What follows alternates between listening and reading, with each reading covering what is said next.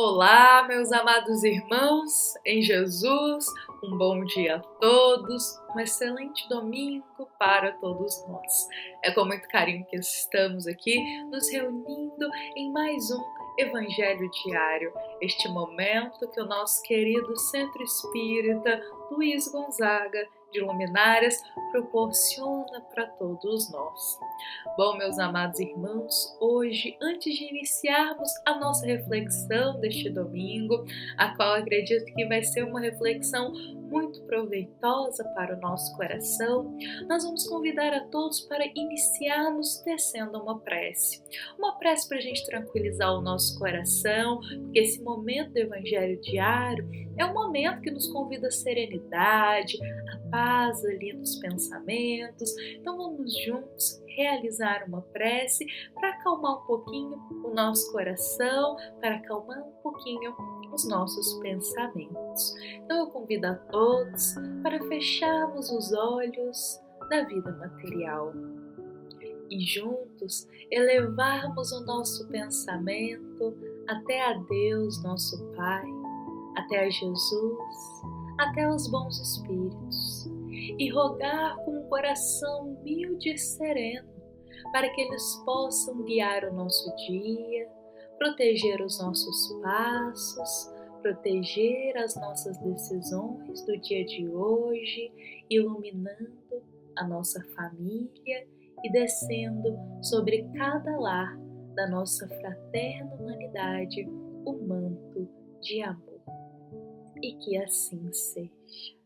Bom, meus amados irmãos em Jesus, agora com o coração mais tranquilo, nós vamos convidar a todos para iniciarmos o nosso domingo lá no capítulo 7 do Evangelho segundo o Espiritismo, justamente no item 11 deste capítulo, que é a passagem Orgulho e Humildade. Será essa passagem a base da nossa reflexão aqui de hoje.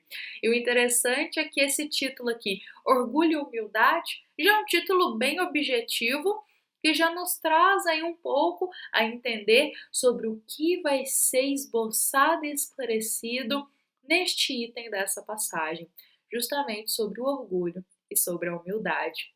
E vejamos que ao longo da nossa semana de reflexão, vamos pegar aí uma semana de reflexão.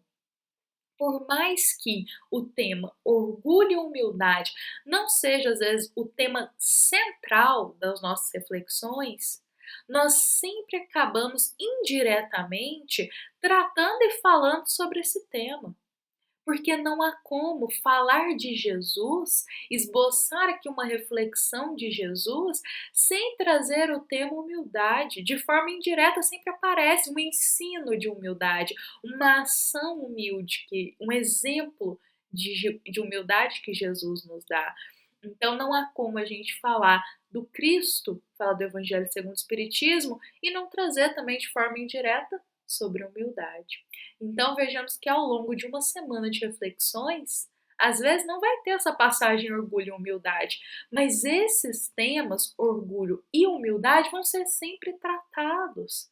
Porque o Evangelho segundo o Espiritismo constantemente nos convida a reformar o nosso coração e a abrir ele para o caminho da humildade. O Evangelho segundo o Espiritismo traz para nós muitas passagens de Jesus sobre ser brando e ser humilde. E ao mesmo tempo, nesta grande obra, também é ressaltado para nós o quanto o orgulho estagna, o quanto o orgulho mantém a nossa alma algemada nas partes mais sombrias, no quanto a gente fica algemada e estagnada ali nos sentimentos mais densos. É isso que o orgulho faz. Então vejamos, tem muitas passagens no Evangelho segundo o Espiritismo que o orgulho, ele é ali esboçado de forma indireta, mas que a gente aprende sobre ele. Da mesma forma, a humildade. Então, não é um tema novo para nós, é um tema que já vem há muito tempo, há séculos, e a gente diz aí com Jesus há milênios, nos convidando a mudar o nosso coração. E hoje a nossa passagem me fala diretamente sobre isso. Então, nós vamos convidar a todos para a gente esboçar um pouquinho aqui o que o Evangelho tem a nos explicar sobre orgulho e humildade, a gente vai compartilhar uma história que acredito que ela vai dar vida às palavras do Evangelho segundo o Espiritismo. É importante a gente sempre esclarecer que quando a gente vem aí para refletir essa grande obra, o Evangelho segundo o Espiritismo, não tem como a gente refletir ela às vezes sozinha. Se a gente quer se aprofundar e mergulhar naquelas palavras do Evangelho segundo o Espiritismo, precisamos ampliar o nosso olhar, buscar ali explicações e entendimentos daquelas passagens também em outras obras bases do Evangelho segundo, do Espiritismo, como o Livro dos Espíritos, como a Gênesis, como o Livro dos Médiuns, são obras bases da doutrina espírita que tem muito esclarecimento para nós de muitas passagens do Evangelho segundo o Espiritismo. Da mesma forma, os ensinos de Jesus, alguns até mesmo contidos nas páginas do Evangelho. Não tem como a gente refletir de Evangelho segundo o Espiritismo sem falar de Jesus. E também sem falar, muitas vezes, das obras psicografadas do nosso querido Chico Xavier. Não só dele, mas de diversos outros grandes corações que compartilham conosco através da psicografia grandes obras aí. Então não tem como a gente falar de Evangelho segundo o Espiritismo, de suas passagens, sem trazer e compartilhar ensinos da doutrina espírita de fora que somam para isso. Compreende? Então, por isso que a gente sempre compartilha aqui alguma história, algum trechinho de uma outra obra que soma e esclarece ainda mais o que o Evangelho segundo o Espiritismo tem para nós. Então vamos lá para a nossa história de hoje, que vai exemplificar orgulho e humildade, a qual se encontra no capítulo 13 do livro Jesus no Lar. Essa história se chama Revolucionário Sincero e é uma história que vai nos convidar a olhar para como estamos lidando e reagindo perante o orgulho.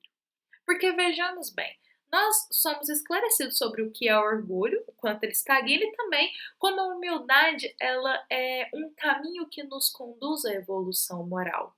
A gente já sabe sobre isso. Só que como que a gente aplica e como a gente tem vivido tanto com o orgulho, tanto com a humildade, como temos vivido com eles, tanto com essa virtude quanto com essa chaga que a gente diz da alma.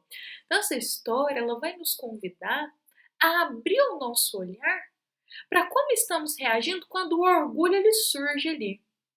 Será que quando a gente se depara com um coração orgulhoso, quando a gente se depara com uma situação que às vezes o orgulho ele floresce muito, será que estamos agindo da mesma forma? De forma orgulhosa? Ou será que estamos aprendendo com Jesus e sendo mais humildes? Então vejamos que essa história vai trazer um olhar diferente para nós sobre orgulho e humildade. Então vamos juntos para essa história, a qual se encontra nesta grande obra, psicografada por Chico Xavier e ditada pelo querido espírito Neio Lúcio. Então lá no capítulo 13, é contado para nós que Jesus estava ali com alguns apóstolos e Judas estava entre eles. Judas estava muito ansioso. Acredito que lendo um pouquinho mais sobre Judas, a gente compreende que ele é um coraçãozinho um pouco ansioso. Ele quer dar um passo maior que a perna muitas vezes. E Judas, muito ansioso, ele ali está um pouco preocupado, mas uma preocupação que não é uma preocupação profícua que a gente diz. É uma preocupação às vezes desnecessária, uma preocupação também carregada de orgulho. Judas está preocupado com as questões políticas da época e ele até cogita a possibilidade de fazer uma revolução ali para poder tirar aquelas pessoas do poder e conseguir dominar ali e melhorar. Vejamos bem, porque a situação política da época não era uma situação política muito agradável. Vejamos só, os romanos eles dominavam a tudo e as pessoas sofriam demais, eles perseguiam, cobravam impostos muito altos. Então é uma história muito triste e infeliz da nossa humanidade esta época. há 2000 anos atrás. Então vejamos que Judas, vendo todo esse cenário, ele se revolta muito e ele quer fazer uma revolução para poder tirar aquelas pessoas do poder, porque ele não aguenta mais, e ali mudar o cenário que eles estão vivenciando. Jesus, ouvindo muito sereno, muito tranquila aquela situação, Jesus vai começar a narrar uma história para Judas, para trazer um ensino ali para Judas. Jesus, ele tinha muito isso. Ele muitas vezes não falava de forma direta o ensinamento, mas ele contava uma história e ele deixava que essa história caísse com um fundo moral no coração de cada um. E aí cada um, acolhendo o ensinamento daquela história, modificaria aquilo que achasse melhor. Então Jesus fazia muito isso. Quanta humildade do Cristo, não é mesmo? Um espírito tão grande, ali contava uma história e deixava o fundo moral para que esse fundo moral ficasse, as pessoas ficassem pensando, para nós, né? Ficassem pensando sobre aquilo e nosso coração fosse tocado. Então Jesus faz isso, ele vai contar uma história para Judas perante esse cenário de Judas revoltado ali com as pessoas do poder, tudo bem? Então Jesus começa dizendo o seguinte: um rei antigo era considerado cruel pelo seu povo, a tal ponto que o principal dos profetas do reino foi convidado a chefiar uma rebelião de grande alcance que o arrancasse do trono. Olha só, Jesus conta a história de um rei muito difícil, um rei muito orgulhoso e que foi convidado ali um profeta para retirar esse rei do poder. O profeta não acreditou. De início nas denúncias populares, mas a multidão insistia e dizia: o rei era duro de coração, era mau senhor, perseguia, flagelava em todas as direções. E o povo dizia isso de forma firme: o quanto o rei era orgulhoso, o quanto o rei era difícil de lidar. E foi assim que o condutor de boa fé, o profeta, se inflamou igualmente e aceitou a ideia de uma revolução por um único remédio natural. E por isso articulou-se em silêncio com algumas centenas de companheiros decididos e muito corajosos. Na véspera do cometimento, contudo, como possuía segura confiança em Deus, subiu até o topo de um monte e rogou a assistência divina com tamanho fervor, que um anjo das alturas lhe foi enviado para lhe esclarecer em espírito. Vou pausar aqui, olha só o que é nos dito. Que esse profeta ele foi convencido pela população a realmente ali nas escondidas tramar um plano para retirar o rei do poder. Ele realmente acreditou, realmente o rei é muito difícil, é muito orgulhoso, é um coração muito endurecido. Então, já, olha só, profeta. Quando a gente diz o nome profeta, já imaginamos o quê? Um coração humilde, um coração voltado a Deus, não é verdade? Mas olha só, ele aceitou uma revolução, quer dizer. Só que antes dessa revolução, ele foi para o monte orar. E ele orou de forma tão fervorosa antes daquela ação que ele teria, foi ali fazer uma rogativa a Deus, pedir um amparo, um auxílio para aquilo, que Deus enviou um anjo para ele, um anjo para esclarecer este profeta. Olha só, à frente do emissário sublime, o profeta acusou o soberano, asseverando quanto sabia de oitiva e suplicando aprovação celeste ao plano de revolta renovadora. Vejamos que o anjo de frente para o profeta começa ali a contar o plano que eles estavam tramando e falando muito mal do soberano rei, falando que ele era orgulhoso, que ele era muito mal, que ele fazia coisas perversas. O mensageiro anotou-lhe a sinceridade, escutou com paciência e esclareceu. Em nome do Supremo Senhor, o projeto ficará aprovado. Com uma condição, olha só, o anjo, ele aprova que a revolução seja feita para tirar o rei do poder. Só que tem uma condição antes dessa revolução ser feita. E o anjo diz: conviverás com o rei durante 100 dias consecutivos, em seu próprio palácio, na posição de um servo humilde e fiel. E vindo esse tempo, quando acabar esse tempo, se a tua consciência perseverar no mesmo propósito dessa revolução, aí sim você poderá colocar em prática esse plano e ainda terá meu apoio. Olha que interessante, o anjo permite que a revolução seja feita, mas com a condição do profeta passar 100 dias consecutivos sendo um servo fiel e humilde do rei. No final desses 100 dias, se a ideia dele continuasse de que era realmente um rei orgulhoso, um rei que não tinha ali escrúpulos, ele poderia colocar o plano em prática. O chefe honesto, o profeta, aceitou a proposta e a cumpriu com determinação. Simples e sincero, se dirigiu até a casa real. Agora a gente vai ver como que foram esses 100 dias aí, onde sempre havia acesso aos trabalhos de limpeza. E situou-se na função de um apagado servidor, ou seja, ele foi um servidor ali quietinho, passou 100 dias de longe, só observando. No entanto, tão logo se colocou a serviço do rei, reparou que ele nunca tinha tempo para as menores obrigações ao gosto de viver.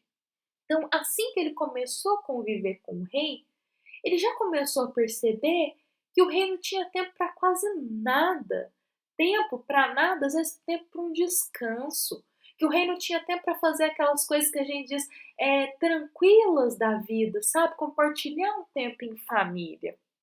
Olha só o que ele fala. O rei se levantava logo rodeado de conselheiros e ministros impertinentes. Era atormentado por centenas de reclamação a cada hora. Na qualidade de pai, ele era privado da ternura dos filhos. Na condição de esposo, vivia distante da companheira. Ele tinha tanta coisa para fazer que assim, as obrigações, era tanta reclamação, era tanta coisa que ele tinha que ali levar uma solução, que ele não dispunha tempo de viver a ternura com seus filhos, que ele vivia afastado da esposa, porque as obrigações no reino o convidavam para estarem ali presente. Além disso, era obrigado frequentemente a perder o equilíbrio da saúde física, em vista de banquetes e cerimônias excessivamente repetidos, nos quais eram compelidos a ouvir toda sorte de mentira da boca de súditos bajuladores ingratos. Ele ainda tinha que ir lá fazer parte de eventos, de muitas coisas em que haviam pessoas às vezes muito hipócritas, que às vezes bajulavam o rei com segundas intenções, ou seja, ele não dispunha de amizades verdadeiras.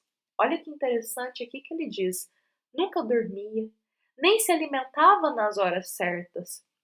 E onde estivesse, era constrangido a vigiar as próprias palavras, sendo vedada ao seu espírito qualquer expressão mais demorada de vida que não fosse artifício a sufocar-lhe o coração. O que quer nos dizer aqui? Que Jesus, por esse trechinho, quer nos dizer que o rei não tinha tempo de dormir, ele não tinha tempo de comer nas horas certas, era tanta obrigação e tantos deveres e compromissos que ele tinha que cumprir, ele não tinha tempo para cuidar dele. Então, olha só, o orientador da massa popular, ou seja, o profeta, ele reconheceu que o rei mais parecia um escravo, duramente condenado a servir sem repouso, em plena solidão espiritual, porquanto o rei não gozava nem mesmo a facilidade de cultivar a comunhão com Deus por intermédio da prece comum. Bom, esse foi o cenário dos 100 dias que o profeta vivenciou ali junto com o rei. Quando acabou esse dia, o profeta foi radicalmente transformado. Regressou ao monte para atender ao compromisso assumido. E notando que o anjo lhe aparecia no curso das orações, implorou-lhe misericórdia para o rei, de quem ele agora se compadecia sinceramente. Ou seja, antes ele tinha raiva do rei, ele tinha raiva do rei ser tão orgulhoso, do rei às vezes ser tão assim mesquinho, do rei às vezes fazer coisas tão malvadas. Só que depois que ele conviveu 100 dias com o rei, ele observou que, nossa, a rotina dele era tão sufocante, ele era privado de tantas coisas da vida, que na verdade ele teve compaixão do rei, que todo aquele orgulho, aquelas expressões malvadas que o rei colocava para fora, era porque ele era uma pobre alma que não tinha nem tempo de ter comunhão com Deus. Olha só. Foi isso que ele enxergou. Então, quando ele encontrou com o anjo novamente, ele já não estava mais com a ideia da revolução, não estava mais com a ideia de tirar o rei do poder, mas sim pediu compaixão para o rei. Ele pediu compaixão para o rei.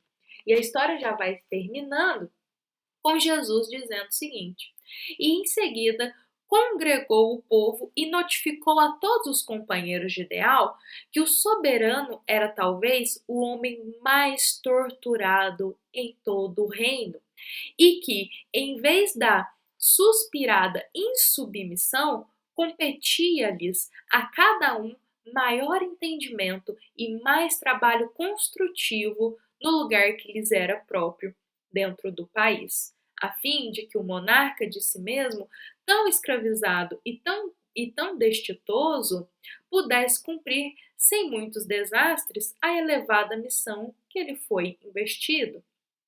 E assim, a rebeldia foi convertida em compreensão e em serviço. Bom, meus amados irmãos em Jesus, essa história que nós compartilhamos aqui hoje, ela é rica em ensinamento. Ela pode ser aplicada em muitos prismas da nossa vida.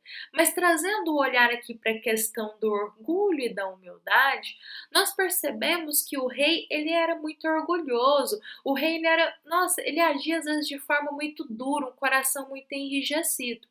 E aqueles corações que estavam ali subordinados ao rei, às decisões do rei, acreditavam que já eram humildes, que já tinham alcançado a humildade. Só que não, eles agiram de tal modo como o rei, eles eram tão orgulhosos quanto, porque eles queriam, por orgulho, retirar o rei do poder.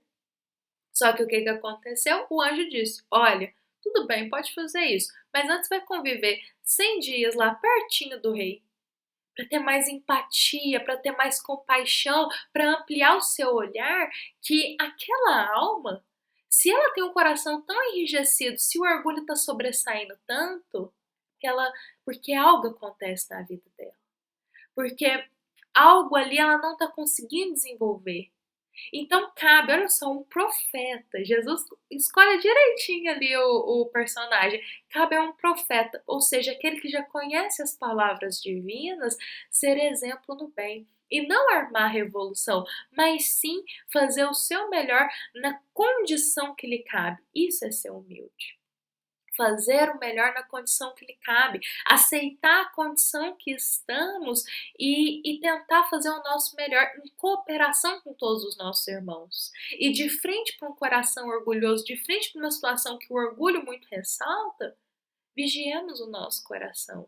Se não estamos também agindo com orgulho, porque como o anjo nos convida para termos humildade, a gente tem que se despir do orgulho e enxergar um pouquinho com empatia o que o outro passa, por que o outro age dessa forma, tentar olhar um pouquinho o por trás daquela camada do orgulho que o outro transparece.